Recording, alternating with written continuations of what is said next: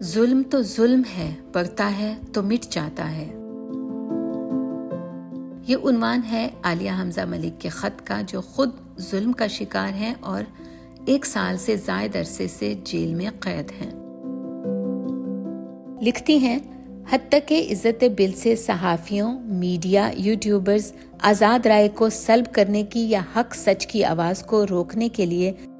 رات کی تاریکی میں کالا قانون منظور کروانے کی بات ہو، SIFC میں وزیر اعلیٰ KP علی امین گنڈاپور کو مدعو نہ کر کے صوبائی تعصب کو ہوا دینا ہو یا وفاق کو کمزور کرنا ہو، KP عوام کو اس شدت کی گرمی میں کئی گھنٹوں کی لوڈ شیڈنگ کا عذاب دے کر ان کو خان کے حق میں ووٹ دینے کی سزا دینا ہو،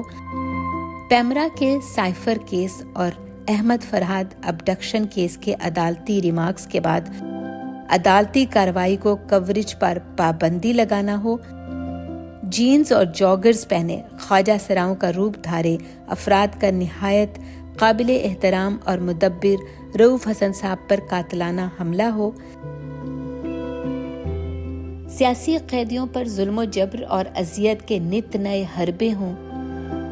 گندے گرم پانی سے لے کر 44 کی اس گرمی میں دھوپ، تپش اور حبس سے بھری موت کی چکیاں ہوں، یا لاہور پیشیوں پر تصاویر اور ویڈیوز کے ڈر سے نہ لے جانا ہو، 7 گھنٹے آنے جانے کے سفر والی سرگودھا پیشیوں کے لیے تنگ اور گرم قیدی بختر بند گاڑیاں ہوں، یا ATC عدالتوں میں ضمانت دینے کے لیے ججوں کی تقرری نہ کرنا ہو، PTI سینٹرل سیکریٹریٹ سیل کرنا ہو، نہتے کارکنوں پر لاٹھی چارج ہو یا ان کی گرفتاریاں ہوں، سب بتا رہا ہے کہ گھبراہٹ، پریشانی اور بدنامی کا خوف عروج پر ہے۔ سب ہیلوں اور حربوں کے باوجود عوام فرد واحد کی حکومت کو ماننے کو تیار نہیں ہے۔ عوام خوف کے بت توڑ چکی ہے۔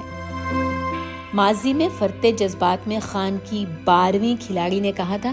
بخشش میں ملی حکومت ہی آزادی رائے کا گلا گھونٹنے کے لیے ریگولیشنز کر سکتی ہے۔ جی ہاں،